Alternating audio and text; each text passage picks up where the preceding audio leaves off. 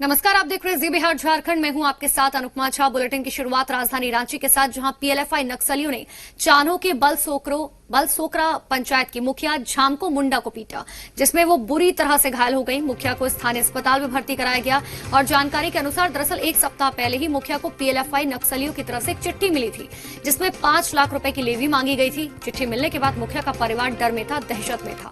बाद में मामले की जानकारी उन्होंने पुलिस को भी दी थी, जिसकी पुलिस तहकीकात कर रही थी। और इसी बीच शनिवार की रात पीएलएफआई नक्सलियों ने मुखिया झामको मुंडा की घर से बुलाकर उनकी पिटाई की गई और इस मामले की चांद थाना में प्राथमिकी दर्ज कराई जा चुकी है और पुलिस फिलहाल मामले की जांच में जुटी हुई है। तो धमकी पहले ही मिली थी और शनिवार शाम पिटाई की गई घर से बाहर बुलाकर।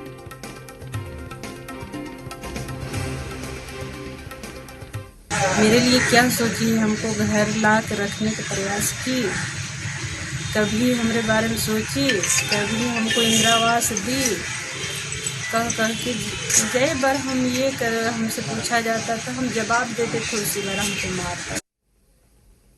जमशेदपुर के टेलको में 4 दिन पहले युवक की हत्या के मामले में पुलिस ने 6 अपराधियों को गिरफ्तार किया। आपको ये बता दें कि 30 जुलाई को टेलको में दुकान में बैठे 33 साल के मौनी दास की अज्ञात अपराधियों ने गोली मारकर हत्या कर दी थी, जिसके बाद पुलिस हरकत में आई। एसएसपी के नेतृत्व में टास्क फोर्स गठित कर शहर में कई जगहों पर लगातार छापेमारी की गई। 72 घंटे के अंदर ही घटना में शामिल सभी अपराधियों को पकड़ लिया गया। इतना ही नहीं, इनके पास से हथियार बरामद हुए और बताया तो ये भी जा रहा है कि गिट्टी बालू के धंधे में आपसी रंजिश में मौनी दास की हत्या कराई गई। जेल में बंद भीम कामत और कृष्णा गोप ने इस मामले की रणनीति बनाई थी।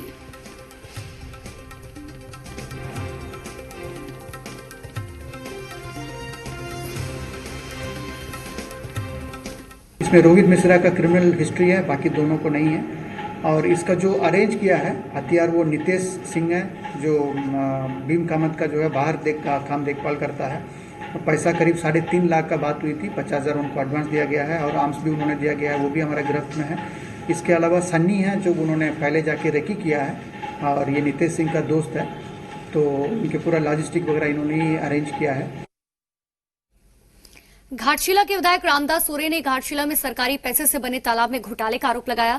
दरअसल कार्स टाइगर सोसाइटी के पास घाटशिला विधानसभा क्षेत्र में 75 तालाब का निर्माण का जिम्मा था। 2016 से 2017 में शुरू हुआ निर्माण कार्य अब तक पूरा नहीं हुआ। विधायक रामदास सोरेन ने इसमें 9 करोड़ रुपए की राशि का गबन का भी आरोप लगाया। विधायक ने पूरे मामले की अब जांच की मांग की है।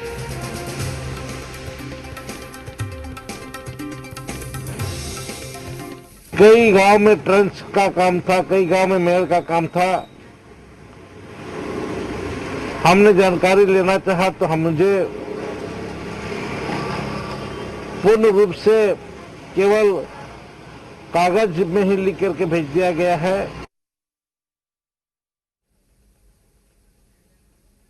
तो 9 करोड़ रुपए की राशि के गबन का आरोप अब लगाया गया है। आपको बता दें, कास्ट टाइगर सोसाइटी के पास 75 तालाब निर्माण का जिम्मा है। 3 साल में भी तालाब का निर्माण पूरा नहीं हुआ, जिसके बाद अब धांधली का आरोप लगाया जा रहा है। तो जमानत के बाद धनबाद जेल से बाहर निकलते ही बागमारा के विधायक ढुल्लू महतो ने कुव्यवस्था के खिलाफ मोर्चा खोल दिया। धनबाद जेल से करीब 3 महीने बाद बाहर आने के बाद ढुल्लू महतो ने बताया कि जेल में करीब 1000 कैदी बंद है, जिसमें से 300 कैदियों की हालत बद से बदतर है। जेल प्रबंधन पर कैदियों को डराने धमकाने का आरोप लगाते हुए ढुल्लू ने कहा कि जेल में बंद कैदियों पर रोजाना 15 से 20 रुपए भी खर्च नहीं किए जाते। विधायक ने कहा कि इसको लेकर वो झारखंड के मुख्यमंत्री, मुख्य न्यायाधीश और मानवाधिकार आयोग को एक पत्र लिखेंगे। इतना ही नहीं, कारा अधीक्षक पर गंभीर आरोप लगाते हुए ढुल्लू महतो ने कहा कि वो कैदियों के खर्च का पैसा बचाकर प्रति महीने करोड़ों रुपए अर्जित कर रहे हैं। शासन और शोषण करने वाले अधिकारी जेल प्रशासन पर कड़ी से कड़ी कार्रवाई किया जाए, ताकि क्योंकि झारखंड प्रदेश में जितने भी जेल कारागार में है, वो कहीं न कहीं गलती हो सही हो, किसी न किसी माध्यम से वो बंदी के रूप में है। और वैसे भी वो भी हमारे झारखंड के ही सदस्य हैं, झारखंड के लोग हैं। और चलिए अब बात कर लेते हैं राज्य में कोरोना की रफ्तार की, जो काफी तेजी से बढ़ रही है। सरकार रोकथाम के तमाम दावे कर रही है, लेकिन वायरस की रफ्तार पर लगाम नहीं लग पा रही। रांची में मुख्यमंत्री कार्यालय के 17 कर्मचारी अब कोरोना वायरस की चपेट में आ गए। इसके साथ ही राज्य में पिछले 24 घंटे में कोरोना के 822 नए मरीज मिले, जिससे कोरोना पॉजिटिव मरीजों का आंकड़ा बढ़कर 12,188 पहुंच गया। 5 संक्रमितों की मौत भी हो गई, जिससे कोरोना से मरने वालों की संख्या राज्य में 115 तक पहुंच गई है। तो वहीं 4,513 संक्रमित मरीजों के स्वस्थ होने से राज्य में अब 7,560 एक्टिव केस हैं। तो झारखंड में कोरोना संक्रमण की बढ़ती रफ्तार के बीच कई संक्रमित मरीजों के फरार होने से शासन प्रशासन की मुश्किलें बढ़ गई। साथ ही विपक्ष सरकार को घेरने का कोई मौका नहीं छोड़ रहा। अभी फिलहाल झारखंड में कोरोना की स्थिति क्या कुछ है, एक रिपोर्ट आपको दिखाते हैं। झारखंड में कोरोना से जंग जारी, टेस्ट की संख्या बढ़ाने की तैयारी, भाग रहे मरीज, हुई मुश्किल भारी। झारखंड में कोरोना वायरस ने अपनी रफ्तार काफी तेज कर ली है। राज्य में संक्रमित मरीजों का आंकड़ा 12,000 के पार पहुंच चुका है। जांच की गति जैसे जैसे बढ़ती जा रही है, वैसे वैसे कोरोना पॉजिटिव की संख्या भी बढ़ रही है। ऐसे में हालात का सही आकलन करने के लिए सरकार ने 3 दिनों में 1 लाख लोगों का टेस्ट करवाने का लक्ष्य रखा है, जिसकी रिपोर्ट आने के बाद सरकार आगे की रणनीति तय करेगी। इसी बीच संक्रमित मरीजों का आंकड़ा बढ़ता जा रहा है और विपक्ष सरकार को घेरने का कोई मौका नहीं छोड़ रहा। सरकार को ये चाहिए कि हम किस तरह से गाइडलाइन के अनुसार हॉस्पिटल को और एक क्षेत्र को उस अनुरूप हम फॉलो कराएं, लोगों को अनुसरण कराएं। वहीं रांची में भी हालात अच्छे नहीं हैं। राजधानी में संक्रमित मरीजों का आंकड़ा 2,200 के पार है और ऐसे में राजधानी के विभिन्न प्राइवेट अस्पतालों से लगातार मरीजों के इलाज नहीं करने को लेकर शिकायतें सामने आ रही हैं। इन तमाम शिकायतों के बाद उपायुक्त ने जिले भर के सभी प्राइवेट अस्पताल प्रबंधकों के साथ एक बैठक की, जिसमें निजी अस्पतालों को कई तरह के दिशा निर्देश जारी किए गए। हॉस्पिटल के जो भी प्रबंधक थे उनके साथ बैठक की, उन्होंने आश्वासन दिया है कि पेशेंट आने पर वो उनको पॉजिटिव पेशेंट मानते हुए ही उनको एडमिट करेंगे, उनका इलाज करेंगे और जब नेक्स्ट मॉर्निंग जब भी होगा आवश्यक अनुसार उनका टेस्ट भी कराया जाएगा। इसी बीच बोकारो में शनिवार को मिले 11 कोरोना पॉजिटिव में से 6 लापता हो गए। 11 में से 5 को तो पहले ही आइसोलेशन में भेज दिया गया था, लेकिन 6 पॉजिटिव मरीजों से स्वास्थ्य विभाग उनके संपर्क नहीं साध पा रहा। लिहाजा लापता मरीजों को खोजने के लिए जिला स्वास्थ्य विभाग ने अब पुलिस को जिम्मा सौंप दिया। और हम लोगों के पास अभी एड्रेस उपलब्ध नहीं है, तो हम लोग संबंधित थाने को सबको भेज रहे हैं ताकि इन लोगों को लोकेट किया जा सके और जल्द से जल्द हॉस्पिटल शिफ्ट किया जा सके। उधर पाकुड़ में 3 कोरोना संक्रमित कोविड सेंटर से फरार हो गए। नगर थाना क्षेत्र के मार्केट कॉम्प्लेक्स में कोविड सेंटर बनाया गया, जहां से 3 कैदी खिड़की तोड़कर फरार हो गए। डीसी ने जांच टीम गठित कर मामले की जांच के आदेश जारी किए। पीछे जो है ना खिड़की से लेटरिन बाथरूम जो है उसका जो तोड़ करके कपड़ा बांध करके जो है कि नीचे उतरा है। पीछे नीम का पेड़ गया, पूरा झाड़ी दिखाई, खिड़की नहीं देता है।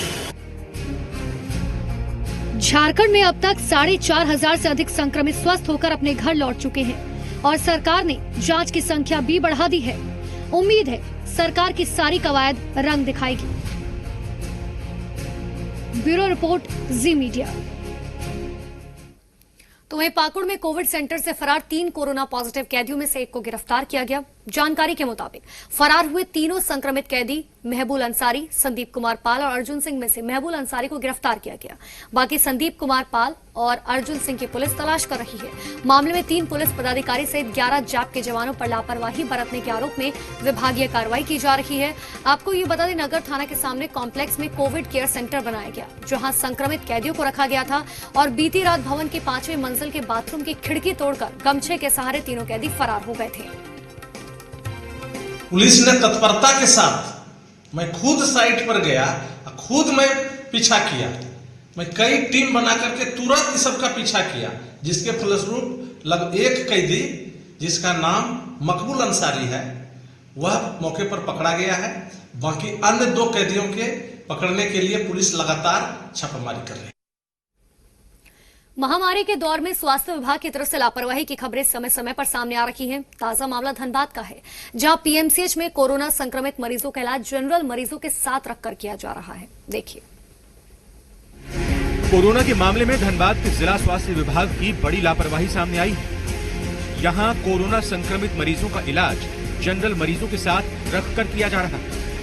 दरअसल धनबाद में फुटकी के रहने वाले 65 साल के एक शख्स की कोरोना टेस्ट की रिपोर्ट पीएमसीएच में नेगेटिव आई, लेकिन प्राइवेट लैब में हुई जांच रिपोर्ट पॉजिटिव मिली। इतना ही नहीं, शनिवार देर रात जारी स्वास्थ्य विभाग के कोरोना मेडिकल बुलेटिन में 73 पॉजिटिव मरीज में बुजुर्ग मरीज का नाम भी शामिल है। अब परिजन इन सभी रिपोर्ट को लेकर पसोपेश में हैं, क्योंकि ये पता नहीं है कि मरीज संक्रमित हैं या नहीं। पीएमसीएच का जो रिपोर्ट टेस्ट करने के बाद आया, उसमें डॉक्टर ने मुझे नेगेटिव बताया। नेगेटिव बताने के बाद आइसोलेशन वार्ड से निकाल करके आईसीयू में शिफ्ट किया गया। उसके दो दिन के बाद पैथ काइंड का रिपोर्ट आया हमारे पास। रिपोर्ट आने के बाद उसमें पॉजिटिव दिखाया गया। लापरवाही का आलम यही नहीं है। कोरोना रिपोर्ट के कंफ्यूजन में पीएमसीएच ने एहतियात बरतने के बजाय मामले को और गंभीर बना दिया है। बुजुर्ग शख्स का इलाज अन्य सामान्य मरीजों के साथ ही कर रहा है। घंटों बीतने के बाद भी मरीज को कोविड हॉस्पिटल में शिफ्ट नहीं किया गया। वहीं जिले के सिविल सर्जन का कहना है कि उन्हें इस मामले की जानकारी नहीं है। हालांकि वो गड़बड़ी पर फिर से टेस्ट करवाने की बात जरूर कह रहे हैं। मुझे इसकी कोई जानकारी नहीं है। माइक्रो लेवल वो लोग रिस्पॉन्सिबल है, वो लोग कैसे जानते, मुझे इसके कोई जानकारी। तो उसके लिए हम लोग फिर से रिपीट टेस्ट करेंगे। रिपीट टेस्ट करके बेस्ट ऑफ 3 हम लोग देखेंगे क्या हो रहा, और उसका आइसोलेट रहने बोलेंगे। अगर फिर से वो 5 दिन में नेगेटिव हुआ तो नेगेटिव हो गया।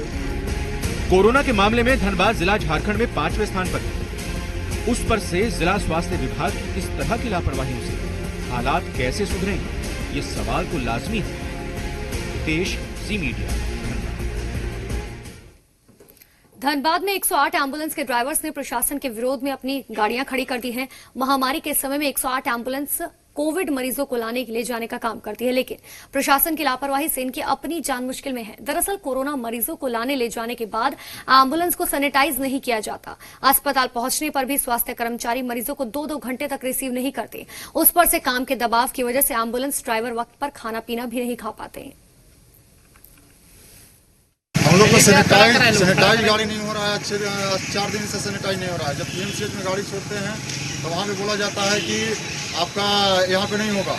गाड़ी जब जैसे खाली करके जाते हैं सेंट्रल हॉस्पिटल तो बोला जाता है कि खाली गाड़ी में नहीं होगा। यहाँ पे 90% लिया जा रहा है, गाड़ी सैनिटाइज नहीं हुआ जा रहा है।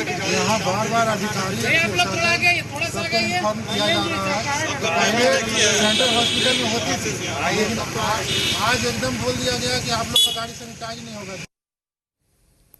कोरोना और लॉकडाउन की वजह से झारखंड में 4 महीने से बसों की रफ्तार थमी हुई है। अनलॉक 3 में बस संचालकों को कुछ शर्तों के साथ बस संचालन के छूट की उम्मीद थी, लेकिन बढ़ते संक्रमण ने एक बार फिर से उनकी उम्मीदों पर ब्रेक लगा दिया। कोरोना और लॉकडाउन ने देश की आर्थिक रफ्तार को धीमा कर दिया। कारोबार का हर क्षेत्र इससे प्रभावित हुआ। झारखंड में बस संचालकों के लिए भी ये समय अच्छा साबित नहीं हुआ। 4 महीने से बसों के चक्के जाम हैं। अनलॉक 3 में शर्तों के साथ बस संचालन की उम्मीद थी, लेकिन अब उस उम्मीद पर भी पानी फिर गया है। महीनों से कारोबार ठप है और टैक्स भी देना पड़ रहा है। ऐसे में बस संचालकों को सरकार से राहत की उम्मीद है और वो टैक्स छूट के साथ आर्थिक सहायता की मांग कर रहे हैं। हम लोगों को भारत सरकार का गाइडलाइन आया है कि 30 सितंबर तक हर चीज को बढ़ा दिया गया है, चाहे ड्राइविंग लाइसेंस हो, चाहे फिटनेस हो। पेपर की वैलिडिटी 30 सितंबर कर दी गई है, यदि 1 फरवरी के बाद किसी का फेल है तो। लेकिन झारखंड सरकार इस पर कहीं भी कोई विचार कभी नहीं कर रहा है। परेशानी तो काफी है। हम लोग अपना दाना पाना चलाने के लिए हम लोग आफत है। हम लोग सरकार से उम्मीद लगाए हुए थे, लेकिन कोई आस मिला नहीं है उस उम्मीद से। अनलॉक 3 में क्या उम्मीद था? जो बस उम्मीद तो बहुत काफी था उम्मीद, लेकिन कोई सोल्यूशन नहीं निकला। झारखंड की राजधानी रांची से करीब 1000 से ज्यादा बसों का संचालन होता है। यहाँ से बसें बिहार, बंगाल, यूपी और उड़ीसा के लिए चलाई जाती हैं। 1 लाख यात्री रोज बस से सफर करते हैं और करीब 60,000 लोगों का व्यवसाय बस संचालन से चलता है। लेकिन 4 महीने में सब कुछ बदल गया है। एक जगह पर बसों के खड़े रहने से टायर खराब हो चुके हैं, गाड़ी जर्जर हो रही है, लाखों का नुकसान हो चुका है। ऐसे में फिर से परिचालन शुरू करने में एक बस पर 1.5 से 2 लाख रुपए खर्च करने होंगे, जो मौजूदा हालात में संभव नहीं है। लिहाजा बस संचालक सरकार से सोशल डिस्टेंसिंग के पालन के साथ बसों के परिचालन की इजाजत की मांग कर रहे हैं। बहुत उम्मीद था कि इसमें गाड़ियां चलनी शुरू होगी, लेकिन इसको तो और 31 अगस्त तक बढ़ा दिया, नहीं चलेगी। ये बिल्कुल ही ओनर से लेकर कर्मचारी तक भुखमरी की स्थिति हो गई। एक अपना मांग रखे थे ओनर एसोसिएशन के तरफ से सारे ओनर मिलकर कि हम लोग का टैक्स और इंश्योरेंस माफ किया जाए। वो हम लोग को माफ किया नहीं गया। हम लोग इसके लिए प्रतिलिपि भी दिए थे, सरकार को आवेदन दिए थे कि हम लोग को इसमें किया जाए, क्योंकि बस ओनर इसी और हर स्टाफ बस ही से डिपेंड था।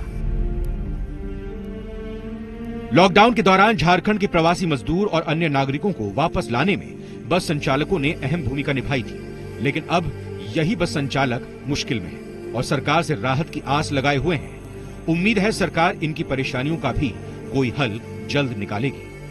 मदन, जी मीडिया, रांची। खबरों के साथ सामाजिक सरोकार से जुड़े जी बिहार झारखंड की खबर का एक बार फिर से असर हुआ। हमने खबर दिखाई थी कि राष्ट्रीय और अंतर्राष्ट्रीय प्रतियोगिता में 5 बार गोल्ड मेडल जीतने वाली झारखंड की लॉन बॉल खिलाड़ी सरिता तिर्की ईंट बालू ढोने को मजबूर है। खबर पर सीएम हेमंत सोरेन ने संज्ञान लेते हुए रांची के डीसी को सरिता तिर्की को हर संभव मदद पहुंचाने का आदेश दिया।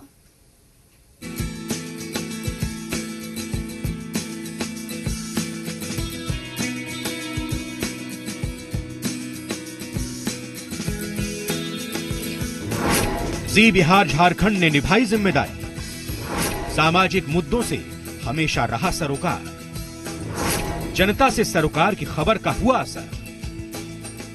झारखंड के लिए राष्ट्रीय और अंतर्राष्ट्रीय टूर्नामेंट में कई गोल्ड मेडल जीत चुकी लॉन बॉल खिलाड़ी सरिता तिर्की के गर्दिश में होने की कहानी जी बिहार झारखंड प्रमुखता से दिखाई। लॉन बॉल खिलाड़ी सरिता तिर्की ईंट बालू ढोने को मजबूर है। नेशनल गेम में जिस हाथ के हुनर के दम पर गोल्ड मेडल जीता, आज वही हाथ जी मीडिया ने आप तक ये खबर पहुंचाई कि कैसे झारखंड का गौरव रही सरिता आर्थिक तंगी से जूझ रही है। जिंदगी जीने के लिए ईंट और बालू ढोने को मजबूर है। जी बिहार झारखंड ने सरिता के आर्थिक तंगहाली को प्रमुखता से दिखाया था। सरिता जी, क्या कहेंगे? जी बिहार झारखंड ने आपकी खबरों को प्रमुखता से दिखाया। मुख्यमंत्री ने आपको आश्वासन भी दिया है हर संभव मदद का। मुख्यमंत्री जो बोले हैं उसके लिए थैंक यू। आज जी टीवी के लिए भी थैंक यू कि उन्होंने हमको इतना विश्वास दिलाया कि हो जाएगा करके, और हो भी गया है। जी बिहार झारखंड की इस खबर पर मुख्यमंत्री हेमंत सोरेन ने संज्ञान लिया और रांची के डीसी को सरिता तिर्की को हर संभव मदद देने का आदेश दिया। ये बात संज्ञान में आई है ट्विटर होने के बाद, और इसमें डिस्ट्रिक्ट स्पोर्ट्स ऑफिसर को निर्देशित किया गया है कि वो जांच करके बताएंगे कि उनका अगर वो राज्य स्तर पे और अंतर्राष्ट्रीय स्तर पे उन्होंने अच्छा परफॉर्म किया है तो उनका जो एंटाइटलमेंट है वो मिलना चाहिए। तो अगर वो मिलेगा तो हम लोग सरकार से उसको जो भी लाभ है उसको मिलेगा।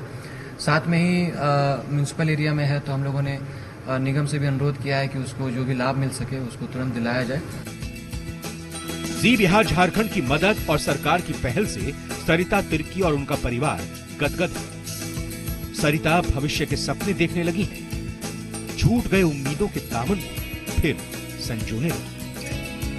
पैसे अगर मिल जाती है तो जिनका लिए हैं पैसा वो रिटर्न करेंगे, उसके बाद कुछ पैसा बचता है तो घर में भी लगाएंगे और प्रैक्टिस भी करेंगे उसके साथ। हम चाहते हैं कि हम कॉमनवेल्थ खेले, अपना मेरा सपना है कॉमनवेल्थ खेलने के लिए। एक बार बस कॉमनवेल्थ सर खिला दे तो बहुत। हाँ, उम्मीद हमको है, क्योंकि सर बोले कि हम आ रहे हैं तो आने का मतलब है जरूर कुछ न कुछ करेंगे सर, मेरा यही उम्मीद है। और हम चाहते हैं कि वो उम्मीद जो मेरा है वो पूरा हो। जी न्यूज वाले लोग जो हम लोगों के लिए जो मदद किए हैं उसके लिए बहुत बहुत दिल से धन्यवाद देते हैं, और जो सर है उनको भी मेरा दिल से नमन है। सरिता तिर्की की समस्या का समाधान हो गया। उम्मीद है सरकार और जिला प्रशासन के भरोसे के मुताबिक सरिता तक मदद भी जल्द पहुंच जाएगी और एक बार फिर वो मजदूरी की मजबूरी को छोड़कर खेल के मैदान का रुख करेंगे। मदन, जी मीडिया, रांची। कोरोना काल के फ्रंटलाइन वॉरियर्स यानी कि पुलिस कर्मियों के साथ चक्रधरपुर में राखी मनाई। चक्रधरपुर थाने में रक्षाबंधन का त्योहार मनाया गया। युवतियों ने पुलिस कर्मियों की कलाइयों पर रंग बिरंगी राखियां बांधी, तिलक लगाकर मिठाइयां खिलाई और उनकी रक्षा की कामना की। ये क्षण पुलिस कर्मियों के लिए काफी भावुक था।